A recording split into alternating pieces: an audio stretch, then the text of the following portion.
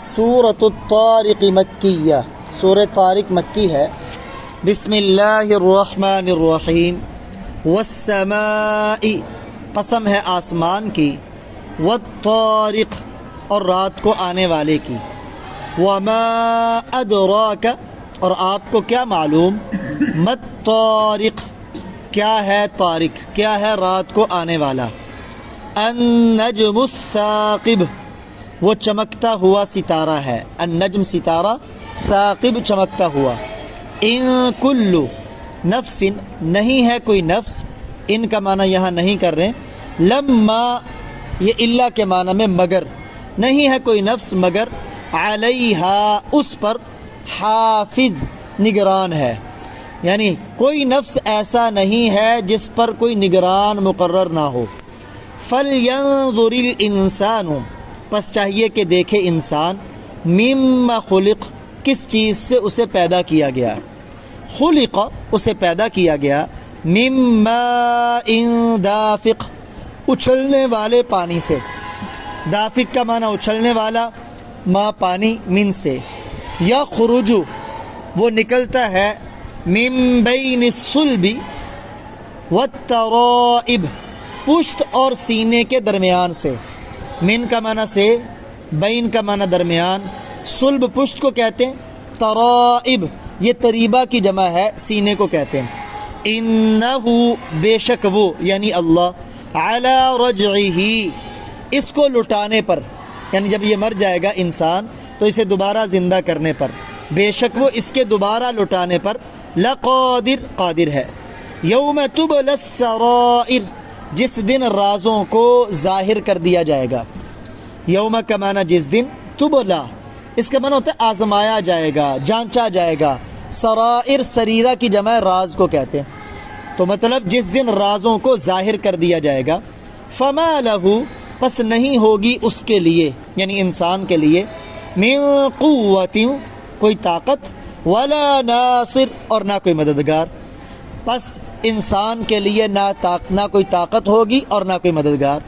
والسماء ذات الرجع، لوٹنے والے آسمان کی قسم، یا رجع کا معنی چونکہ بار بار لوٹ کے جو آسمان پر بارش آتی ہے تو یہ ترجمہ بھی کرتے ہیں، اور بارش والے آسمان کی قسم، والارض ذات الصدع، اور پھٹنے والی زمین کی قسم، انہو، ہو سے مراد قرآن پاک، بے شک یہ قرآن پاک، لقول فصل، فیصلہ کرنے والی بات ہے، یا یہ بھی کہہ سکتے ہیں بے شک یہ قرآن قطعی بات ہے، یقینی بات ہے، وما ہوا بالہزل، اور یہ کوئی ہنسی کی بات نہیں، ہزل کا معنی ہوتا ہے ہنسی مذاق، یہ کہ کوئی ہنسی مذاق کی بات نہیں، انہم، بے شک یہ لوگ، یکیدون کیدا، تدبیر کر رہے ہیں، وَأَكِيدُ كَيْدًا، اللہ فرماتے ہیں اور میں تدبیر کر رہا ہوں، فَمَهِّلِ الْكَافِرِينَ، پس آپ کافروں کو مہلت دے دیں، أَمْهِلْهُمْ رُوَيْدًا، آپ انہیں تھوڑی سی مہلت دے دیں۔ سورت کا نام ہے طارق، اس سورت کی پہلی آیت میں یہ لفظ ذکر کیا گیا ہے، اسی مناسبت سے اس کا نام ہے طارق۔ پہلی قسم اللہ نے اٹھائی آسمان کی، اور دوسری والطارق، رات کو آنے والے کی۔ اب رات کو آنے والی کیا چیز ہے، اس کی وضاحت خود اللہ تعالیٰ نے قرآن پاک میں فرمائی، وما ادراک ما الطارق، آپ کو کیا معلوم رات کو آنے والا کیا ہے۔ جیسے میں پہلے عرض کر چکا ہوں نا کہ قرآن پاک میں دو طرح کے الفاظ مذکور ہیں، ایک ہے وما ادراک، اور آپ کو کیا معلوم، اور ایک ہے وما یدریک، اور آپ کو کیا معلوم، دونوں کا معنی ایک ہے، لیکن جہاں اللہ قرآن میں فرماتے ہیں نا وما ادراک، آپ کو کیا معلوم، پھر آگے خود وضاحت کر دیتے ہیں کہ اس کا یہ مطلب ہے، اور جہاں یہ فرماتے ہیں وما یدریک تو اس کی آگے وضاحت نہیں فرماتے، یہاں چونکہ فرمایا وما ادراک، اور آپ کو کیا معلوم، مَالطارق، رات کو آنے والا کیا ہے، تو آگے اس کی وضاحت فرما دی، النجم الثاقب، وہ چمکتا ہوا ستارہ ہے، معلوم ہوا وہ رات کو آتا ہے۔ اب سب سے زیادہ چمکنے والا ستارہ جو رات کو آتا ہے وہ چاند ہے، یا اس سے مراد بعض نے یہ بھی کہا زحل ستارہ ہے، وہ بھی چمکنے والا ہوتا ہے اور رات کو آتا ہے۔ بعض کہتے ہیں وہ جو کہکشاں ہوتی ہے نا، سریا جسے کہتے ہیں، وہ بھی رات کو آتی اور کافی زیادہ اس کی روشنی ہوتی، یا وہ مراد ہے؟ یہ قسمیں اٹھانے کے بعد فرمایا ان کل نفس لما علیہا حافظ، ایسی کوئی جان نہیں کہ جس پر کوئی نگران مقرر نہ ہو۔ وہ قسمیں اٹھانے کے بعد یہ جواب قسم ہے کہ ان چیزوں کی قسم ہر ایک جان پر نگران مقرر ہے۔ اب حافظ سے کیا مراد ہے، نگران سے کیا مراد ہے؟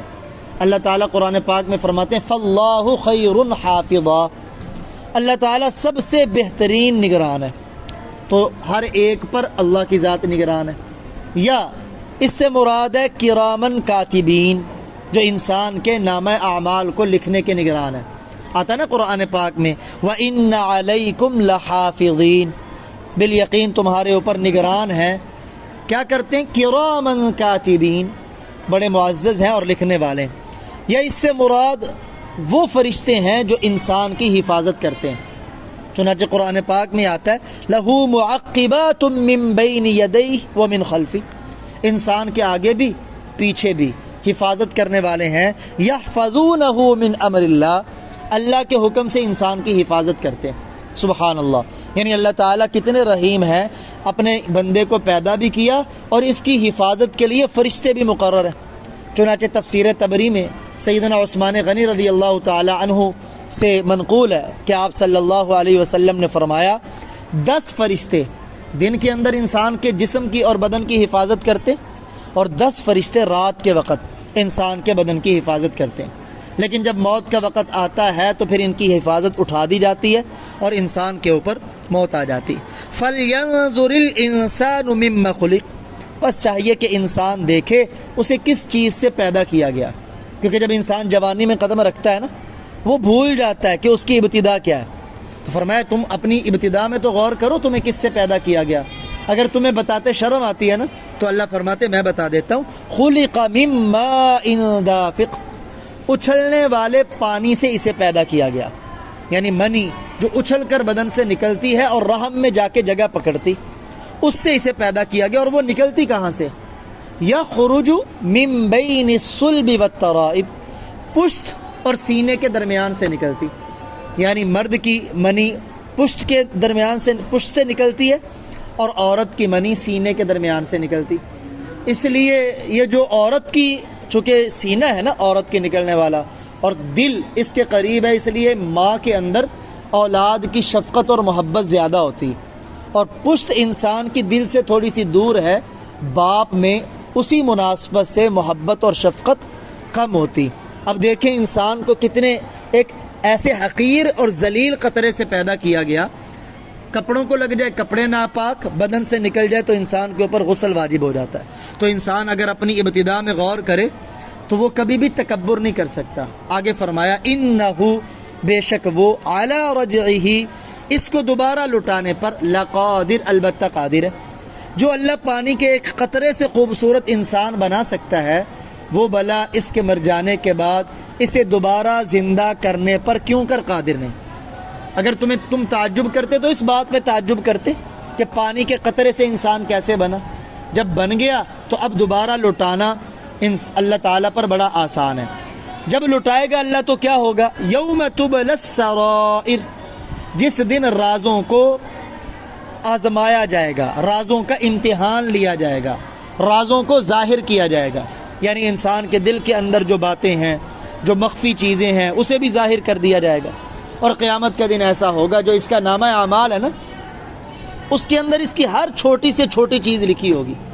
جب یہ اپنے نامہ اعمال کو سامنے دیکھے گا تو کہے گا ما لہذا الکتاب، اس کتاب کو کیا ہوا؟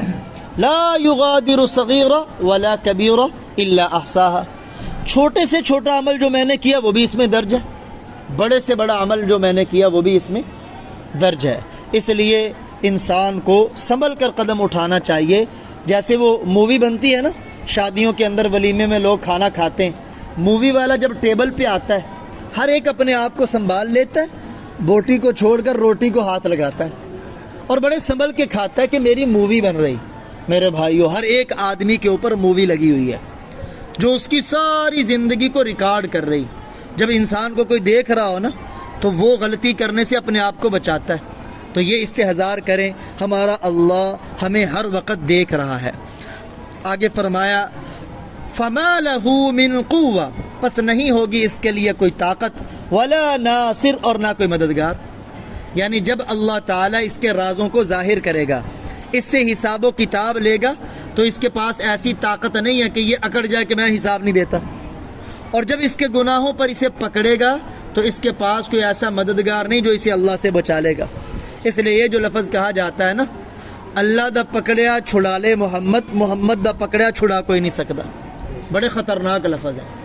اللہ تعالیٰ جسے پکڑ لیں، اللہ نہ چاہے تو کوئی نہیں چھڑا سکتا، اور اللہ تعالیٰ مخلوق میں کوئی بھی پکڑ لے اللہ تعالیٰ چھڑا سکتے ہیں.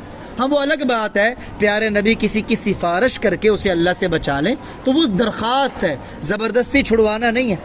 چنانچہ آگے اللہ تعالیٰ فرماتے ہیں وَالسَّمَاءِ ذَاتِ الرَّجْعِ، بارش والے آسمان کی قسم، وَالْأَرْضِ ذَاتِ الصَّدْعِ، اور پھٹنے والی زمین کی قسم. بارش والا آسمان، اس کا یہ بھی ترجمہ کرتے ہیں لوٹنے والے آسمان کی، کیونکہ آسمان پر بارش لوٹ لوٹ کر آتی، اس لیے رجع اسے کہا گیا بارش کو.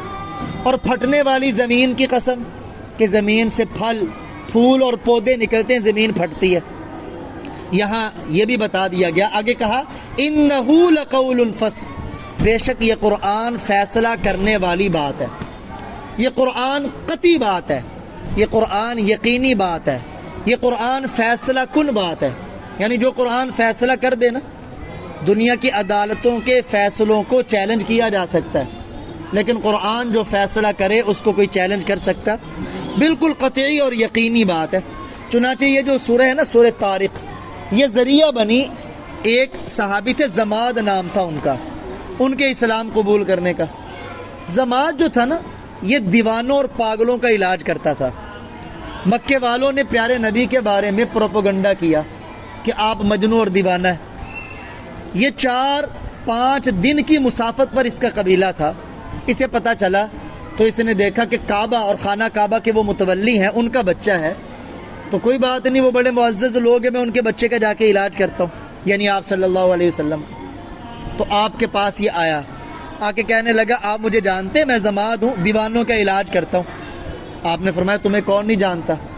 کہنے لگا میری فیس تو بڑی ہے، لیکن بغیر فیس کے آپ کا علاج کرنے آیا ہوں، کیونکہ آپ بڑے اونچے خاندان سے. تو آپ مسکرائے آگے سے کہ میری قوم والوں نے کتنا بڑا پروپیگنڈا کیا، اتنی دور لوگ بھی مجھے مجنون اور دیوانہ سمجھ رہے ہیں. چنانچہ اس نے پوچھا آپ کیا کہتے ہیں؟ آپ نے فرمایا میں کچھ نہیں کہتا. آپ نے قرآن پڑھا، یہی سورہ والطارق پڑھی. یہ ایک ایک آیت وہ سنتا جاتا اور اس کے ہوش اڑتے جاتے. بالآخر جب یہاں یہ پہنچے آپ صلی اللہ علیہ وسلم تو اس نے کہا مجھے بھی کلمہ پڑھائیں، مسلمان کر لیں. یہ دیوانگی نہیں، یہ تو اٹل بات ہے، فیصلہ کن بات ہے. بہر کیف تو اللہ تعالیٰ فرماتے ہیں یہ قرآن فیصلہ کرنے والی کتاب ہے، قطعی بات ہے، یقینی بات ہے. وما ہوا بالہزل، یہ ہنسی مذاق کی بات نہیں ہے. جیسے ہم اپنی باتوں کو ہنسی مذاق میں لے لیتے ہیں نا، قرآن کی بات ہنسی مذاق والی نہیں ہے، نہ ہی اسے ہنسی مذاق میں لینا چاہیے. انہم یکیدون کیدا، یہ لوگ تدبیر کر رہے ہیں اسلام کو مٹانے کی، قرآن کو ختم کرنے کی، پیارے نبی کو ختم کرنے کی.